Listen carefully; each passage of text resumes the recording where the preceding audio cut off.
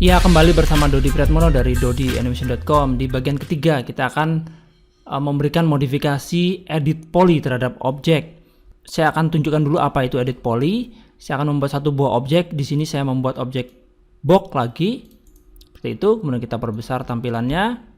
Dan kalau kita lihat di dalam tab modify, di sini parameter objek adalah panjang, lebar, tinggi, dan segmennya. Nah, bagaimana kalau kita memberikan modifikasi di dalam tab modifier list ini? Di sini ada satu buah modifikasi yang namanya adalah edit poly. Ini dia edit poly.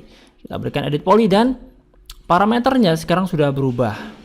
Khusus untuk parameter edit poly ini sangat banyak sekali. Jadi kalau kita lihat di bawah sini sangat-sangat banyak sekali.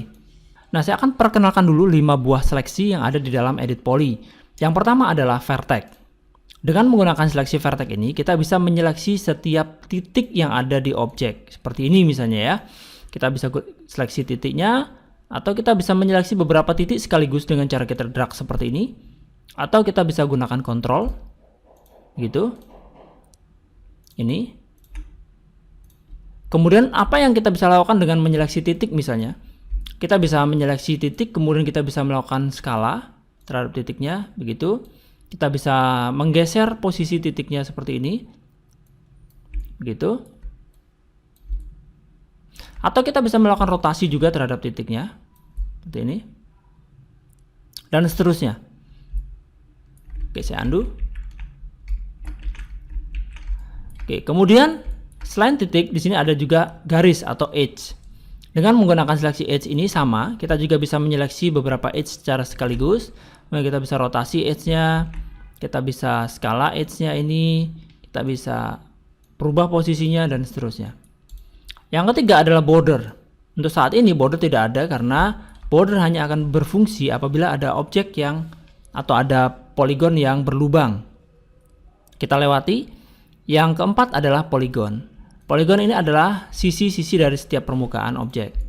Kita bisa seleksi seperti ini, kita bisa geser, kita bisa rotasi, kita bisa skala, dan seterusnya. Kemudian yang terakhir adalah elemen. Dengan menggunakan seleksi elemen, kita bisa menyeleksi satu buah objek secara penuh seperti ini. Nah, berikutnya saya akan tunjukkan fungsi lain dari edit poly ini untuk membuat objek yang tidak lagi standar. Saya akan matikan seluruh seleksi yang ada di sini. Kemudian saya delete objek ini. Saya akan membuat satu buah objek baru yaitu silinder. Saya akan buat di view perspektif. Kita buat dulu drag, kemudian lepaskan dan dorong ke atas. Oke. Kemudian saya akan perbesar tampilan dari view perspektif ini. Klik maximize viewport angle. Kemudian kita akan masuk ke tab modifikasi. Dalam posisi objek silinder ini aktif, kita akan kurangi segmen untuk tingginya atau height segment. Saya akan buat segmennya hanya satu saja. Sehingga kalau kita perhatikan tidak ada lagi garis di tengah dari objek ini.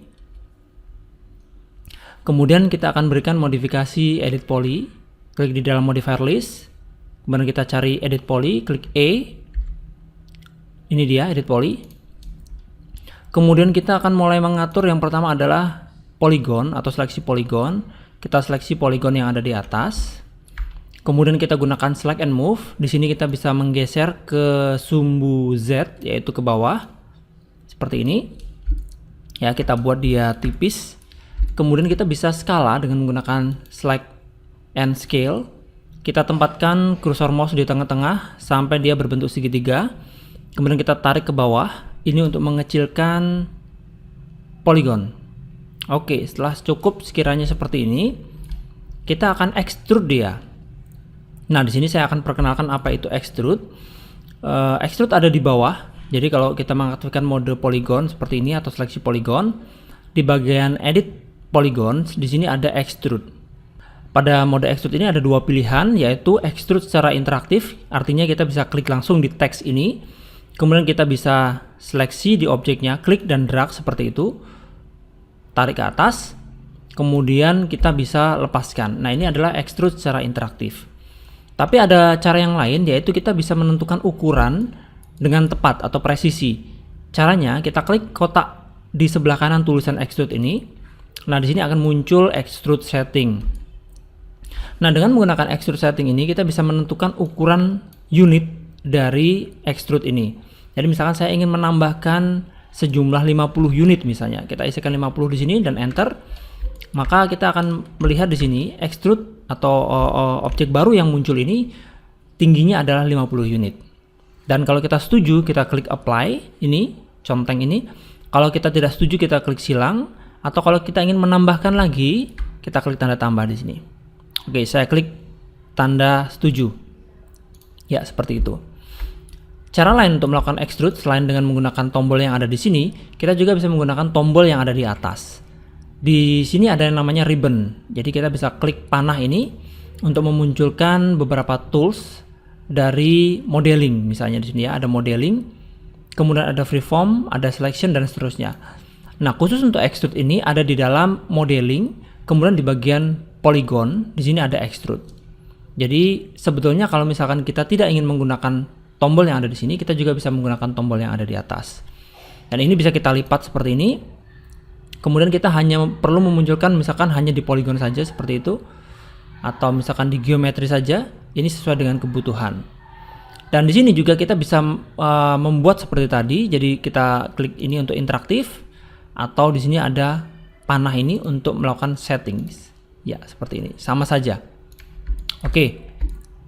Itu tadi extrude. Dan sekarang saya ingin menyeleksi untuk yang bagian atas ya, polygon yang atas ini. Saya seleksi dan saya akan saya skala perbesar begitu, dorong ke atas terus sampai ini lebih besar. Nah, seperti ini kira-kira ya. Dan untuk bagian yang tengah di sini saya ingin perkecil. Caranya ada beberapa cara ya. Misalnya yang pertama, kita bisa menggunakan seleksi edge ini. Kita seleksi salah satu edge yang ada di sini. Begitu ya, salah satu edge yang ada di sini.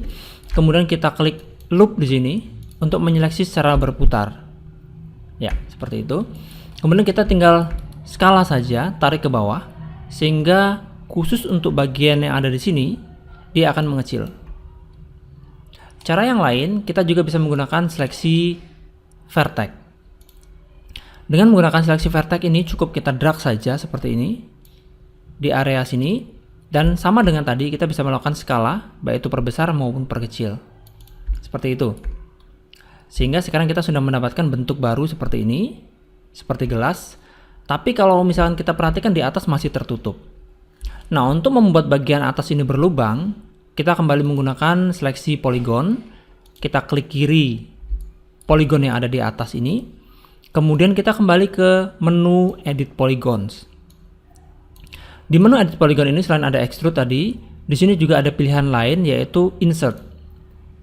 Nah, dengan menggunakan insert ini kita bisa menambahkan satu polygon baru ke dalam.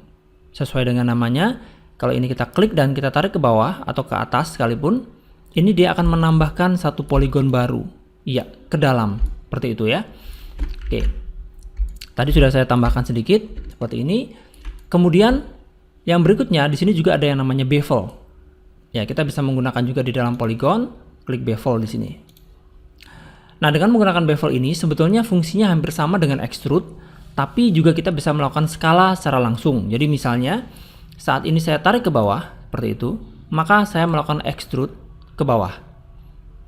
Setelah selesai, ini kita lepas, kemudian kita tarik ke bawah, maka dia akan melakukan skala secara langsung. Jadi ada dua fungsi di sini, yaitu melakukan extrude dan melakukan skala dengan menggunakan satu tools yaitu bevel.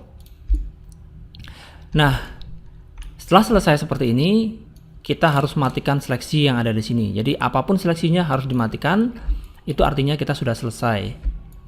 Berikutnya saya akan berikan nama di sini. Gelas. Ya, nama di bagian name yang ada di dalam modifikasi. Nah, ini adalah bagaimana kita menggunakan edit poly untuk membuat satu buah objek baru dari objek yang standar tadi. Berikutnya nanti akan saya coba lagi membuat beberapa objek lain yang tentunya tingkat kesulitannya lebih daripada ini. Oke, kita teruskan lagi di video yang berikutnya.